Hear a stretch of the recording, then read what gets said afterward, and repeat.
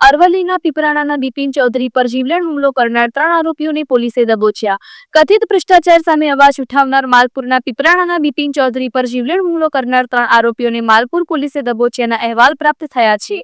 ભાજપા શાસિત અરવલ્લી જિલ્લા પંચાયતના ઉપપ્રમુખ નિર્ભયસિંહ રાઠોડના સગાભાઈ અને અન્ય 2 આરોપીઓ બિપિન ચૌધરી પર હાડકાતોડ હુમલો કરવામાં સામેલ હતા। આ ત્રણેય આરોપીઓ વિરુદ્ધ માલપુર પોલીસ સ્ટેશનમાં ગુનો નોંધાયો હતો।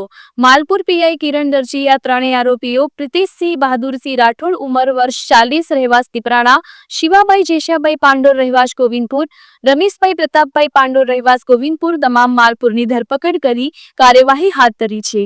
રિપોર્ટર જગદીશ પ્રજાપતિ, અરવલ્લી।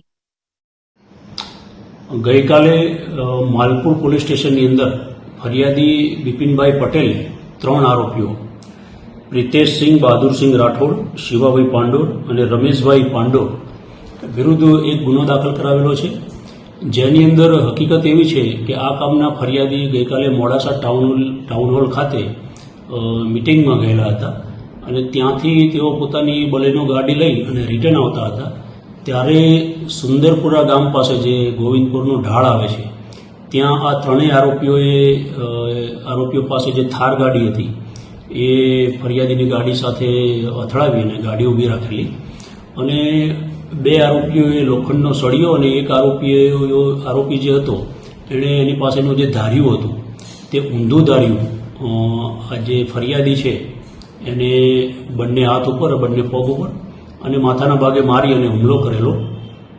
આરોપી જે છે એમણે અને ફરિયાદીને અગાઉ જે ગ્રામ પંચાયતનું ઇલેક્શન થયેલું એનું જે બંદૂક હતું એના કારણે આ હુમલો કરેલો છે।